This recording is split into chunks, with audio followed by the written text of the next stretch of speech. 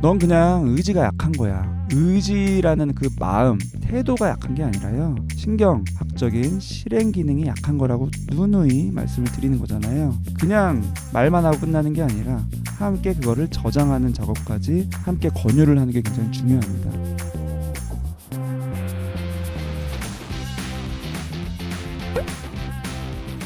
안녕하세요. 정신과 전문의 정우열입니다. 요즘에 성인 ADHD에 대해서 제가 콘텐츠들을 올렸더니 그러면 가족분들은 어떻게 해야 하냐 이런 요청들이 많았는데요. ADHD는 집중력이 떨어지고 그래서 일을 미루고 정리정돈이 어렵고 충동적으로 행동하는 이런 특성들 때문에 사회생활이나 직장생활에서도 어려움을 겪지만 무엇보다도 가정 안에서 갈등을 크게 겪는 분들이 참 많습니다. 근데 부모나 배우자, 형제 자매분들이 한마디 말을 했었을 때 그게 환자분들한테는 아주 크게 다가오거든요. 예를 들어서 좀 더 열심히 하면 되지 않냐, 마음먹기에 따라서 달린 거 아니냐, 이런 말들이 선의의 말이라 하더라도 환자분들에게는 낙인처럼 느껴지고 상처가 되는 경우가 많습니다. 그래서 오늘은 성인 ADHD 환자분들의 가족분들이 절대로 하지 말아야 될 말 10가지를 알려드리고 왜 그런 말이 해로운지, 그리고 무엇보다도 그럼 어떻게 바꿔서 말하면 좋은지에 대해서 구체적으로 말씀드리겠습니다.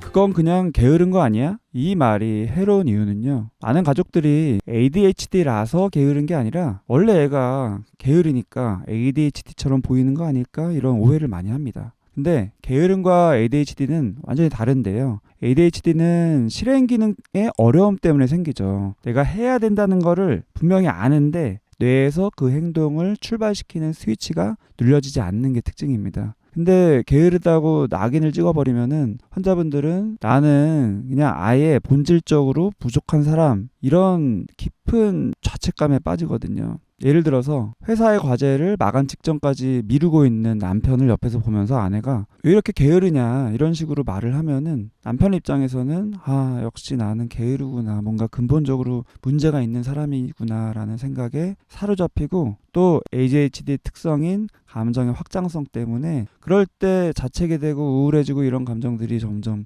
커질 수가 있겠죠. 그럼 어떻게 하면 좋을까요? 이런 특성들을 잘 이해하고 공감하는 태도로 대화를 하는 게 굉장히 중요합니다. 시작하기가 많이 힘든가 보다, 내가 옆에서 뭐 도와줄 건 없어? 이런 식으로 문제점들을 성격 탓이 아니라 구조적인 어려움으로 바라보는 태도가 굉장히 중요하고요. 이런 미묘한 태도 차이를 당사자는 굉장히 미묘하게 구분을 할 수 있기 때문에 나를 지지하는 태도, 공감하는 태도로 도와주려는 마음을 전달받았을 때 오히려 더 노력을 하게 되고 더 선순환을 일으키게 되는 것 같습니다. 남들은 잘만 하는데 왜 너만 못해? 이 말도 참 해롭습니다. 비교하는 거잖아요. 모든 관계에서 비교는 상처를 주죠. 근데 특히 성인 ADHD 환자분들은 이미 어렸을 때 학창 시절부터 남들은 다 하는데 너 왜 못하냐, 이런 말을 많이 들으면서 열등감을 많이 경험을 합니다. 근데 가족이 또다시 이런 비교를 하면은 그 상처가 더 커지겠죠. 특히 ADHD 환자분들은 나는 쓸모없는 사람이라는 이런 핵심 신념이 있고 그것에 따라서 인지 왜곡되는 현상들이 많이 있거든요. 근데 옆에서 이런 비교하는 말을 하면은 환자분 입장에서는 아예 회피하거나 아예 무기력해지기가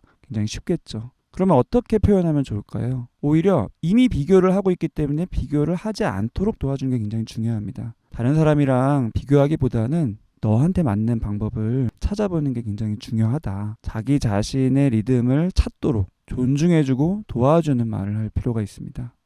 어차피 또 작심삼일일 거잖아, 이런 말도 역시 해롭습니다. ADHD 환자분들은 오히려 도전적이고 새로운 시도를 좋아하는 경우도 굉장히 많거든요. 이게 충동성 때문이기도 하죠. 그러다가 실패를 할 수 있거든요. 근데 가족들이 이런 실패를 반복하는 것 때문에 또 실패할 거다, 이런 부정적인 예언을 하면은 환자분 입장에서는 굉장히 위축돼요. 그래서 시작도 못하고 아예 체념하고 무기력해지고 주저앉게 되죠. 예를 들어서 창업을 준비하고 있는 아들에게 부모가 너 또 작심삼일로 끝날 거잖아, 이런 식으로 부정적인 예언을 하면은 아들 입장에서는 그래, 나 또 그럴 거지, 이런 식으로 시도조차 안 하고 체념하고 포기하고, 더 중요한 거는 부모와의 관계조차도 문제가 생기겠죠. 어떻게 하면 좋을까요? 이미 이런 실패가 반복됐다 하더라도 오히려 함께 해결해 주려는 그 태도를 보여주는 게 굉장히 중요합니다. 이번에는 어떤 점을 조금 다르게 해서 해보면 좋을까? 이런 식으로 실패의 가능성 대신에 이거를 극복할 수 있는 가능성에 초점을 맞추고 공감해주는, 지지해주는 태도로 대화를 하는 게 굉장히 중요합니다. ADHD 환자분들은 옆 사람이 나를 바라보는 태도에 굉장히 영향을 많이 받거든요. 가족이 정말 중요합니다. 문제를 지적하는 것보다 옆에서 도와주고자 하는 그 태도를 이미 가지고 있으면 내가 말을 어떻게 하냐에 집중하지 않아도 은연중에 드러날 수밖에 없습니다. 또 잊어버렸어. 몇 번을 말을 해야 돼. 이 말도 역시 해롭습니다. 성인 ADHD에서 이런 망각이 자주 일어나는 거는 기억력 자체의 문제라기보다는 주의력이 자꾸 분산되기 때문인데요. 그 상황에서 비난을 자꾸 하면은 당연히 환자분 입장에서는 이런 나의 모습을 숨기고 싶으니까 더 방어적으로 나오고 핑계대고 아니면 아예 대화를 회피하려고 슬슬 혼자서만 해결하려는 식으로 고립이 되기 쉽습니다. 예를 들어서 배우자가 가족의 중요한 생일이나 기념일 같은 거를 잊었을 때 몇 번을 말해야지 기억을 하냐 이런 식으로 자꾸 꾸짖으면은 이미 가지고 있는 죄책감이 더 커지고 나도 노력을 하는데 안 되는데 더 억울하고 그러면서 또 분노나 원망도 생기겠죠. 그러면 이런 감정들을 처리하기 어려우니까 결국에는 아예 애시당초 가족과 있는 시간을 점점 피하게 되는 식으로 악순환되기가 쉽습니다. 그럼 어떻게 해야 될까요? 이거는 중요한 부분이니까 기록을 해두자. 알람을 같이 맞춰보자. 이런 식으로 그 중요한 기념일이나 생일에 대한 대화가 나올 때 그냥 말만 하고 끝나는 게 아니라 함께 그거를 저장하는 작업까지 함께 권유를 하는 게 굉장히 중요합니다. 이런 식으로 접근을 하면 가족분 입장에서는 내가 지금 나도 할 게 많은데 어떻게 이것까지 다 챙겨줘야 되냐 이런 식으로 굉장히 억울하고 부담감만 가질 수 있거든요. 근데 다 모든 거를 해줘라 이런 게 아니라 선순환을 시키자는 거예요. 악순환이 많이 일어났을 거기 때문에 굉장히 당사자는 위축되어 있었기 때문에 오히려 더 자기의 능력 발휘를 못한다. 그러니까 이거를 악순환이 아니라 선순환으로 바꿔보자. 이런 개념으로 제가 계속 말씀을 드리고 있는 겁니다. 넌 그냥 의지가 약한 거야. 이 말도 물론 굉장히 해롭습니다. 의지라는 그 마음, 태도가 약한 게 아니라요. 신경학적인 실행 기능이 약한 거라고 누누이 말씀을 드리는 거잖아요. 근데 자기도 긴가민가하고 헷갈리는 상황에서 가족들이 의지 부족이라고 말을 해버리면은 당사자는 굉장히 무력감을 겪습니다. 어떻게 바꿔야 될까요? 너가 해내고 싶어하는 마음 충분히 알아. 근데 이 방법적인 측면에서 부족할 수 있을 것 같아. 너 마음이 문제는 아니야. 이런 식으로 말을 해주면서 방법적인 측면을 함께 해결하려는 노력을 하는 게 중요합니다. 제일 중요한 거는 당사자의 그런 마음의 순수한 동기, 그다음에 시도하려는 노력, 태도를 인정해 주는 게 굉장히 중요하다는 거예요. 약 먹고 있는데 왜 자꾸 그래? 이 말도 굉장히 해롭습니다. 많은 가족분들이 착각을 하거든요. 약물 치료가 100% 해결된다. 물론 굉장히 약물 치료의 효과가 좋아서 드라마틱하게 개선이 되는 분들도 있지만 약물 치료가 ADHD의 증상을 어느 정도 줄이지만 그 효과가 완벽하진 않은 경우도 꽤 많습니다. 환경 조정이나 생활 습관이나 가족의 이해나 이런 부분들이 보완되지 않았을 때는 약만으로의 효과가 제한적인 경우가 많아요. 그러면 어떻게 해야 될까요? 약 복용하면서 요즘 나아진 부분들이 많이 있는 것 같아.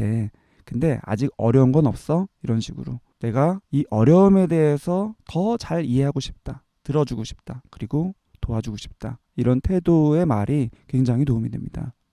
너 때문에 우리 가족 다 힘들어. 당연히 해롭습니다. 물론 가족분들이 힘들 수 있거든요. 그리고 가족들이 겪는 고충을 솔직하게 표현하는 게 필요해요. 근데 이미 알고 있는 경우가 많습니다. 진짜 문제가 되는 거는 그렇게 힘든 것을 다 너 때문이다라고 전가하는 그런 태도. 이 방식은 환자분에게 이미 가지고 있는 죄책감을 더 크게 하고요. 이미 가지고 있는 위축된 마음을 더 위축되게 만들고요. 이미 좌절하고 있는 마음을 더 큰 좌절로 이끌 수 있습니다. 예를 들어서 남편이 ADHD 증상 때문에 많은 것들을 아내분이 하느라고 가사에 대한 부담이 커졌을 때, 육아에 대한 부담이 커졌을 때 너만 아니면 내가 이 고생 안 한다 이런 식의 말을 하면은 당연히 관계가 틀어지고요. 관계만 틀어지는 게 아니라 오히려 이런 부분들을 함께 노력했었을 때 개선될 수 있는 부분이 악순환이 되는 식으로, 어차피 노력해봤자 또 나한테 돌아오는 거는 비난밖에 없으니까 아예 시작조차 안 하려고 가족과 함께하는 시간, 가사나 양육을 함께하려는 시도가 점점점 오히려 줄어들 수가 있어요.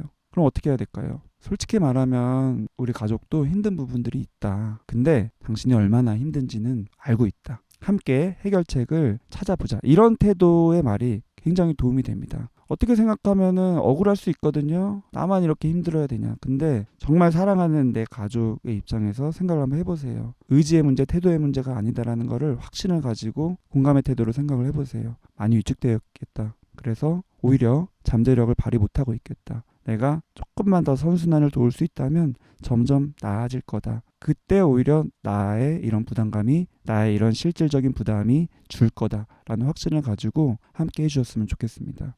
그거 다 핑계 아니야? 물론 해롭습니다. 환자분이 말하는 여러 가지 어려움들을 그냥 핑계라고 단정을 하면은 대화가 일어나질 않습니다. 대화를 점점 회피하게 되겠죠. 사실은 가족분들은 내가 ADHD 환자인 우리 가족에 대해서 잘 알고 있다라고 오해를 많이 하거든요. 근데 사실은 똑같은 상황에서도 어떤 부분에서 어려움이 있었는지를 명확하게 소통하는 게 굉장히 중요한데, 이거는 소통이 아니고서는 알 수 없어요. 정확하게 눈에 보이지 않기 때문에. 소통을 안 하다 보면은 핑계로 오해하기가 쉬운 거죠. 하지만 실제적이고 신경학적으로 설명이 가능한 어려움이 분명히 있기 때문에 그 부분을 이해하려는 태도를 가져야 되고, 그 부분을 소통하고 싶은 마음을 가지는 게 굉장히 중요합니다. 어떻게 해야 될까요? 내가 알고 싶다라는 부분을 표현을 해야 돼요. 너가 힘들다고 느끼는 부분을 조금 더 자세히 말해줬으면 좋겠어. 그러면 같이 내가 방법을 더 고민해 볼 수 있을 것 같아. 이런 식으로 공감해주는 경청의 태도를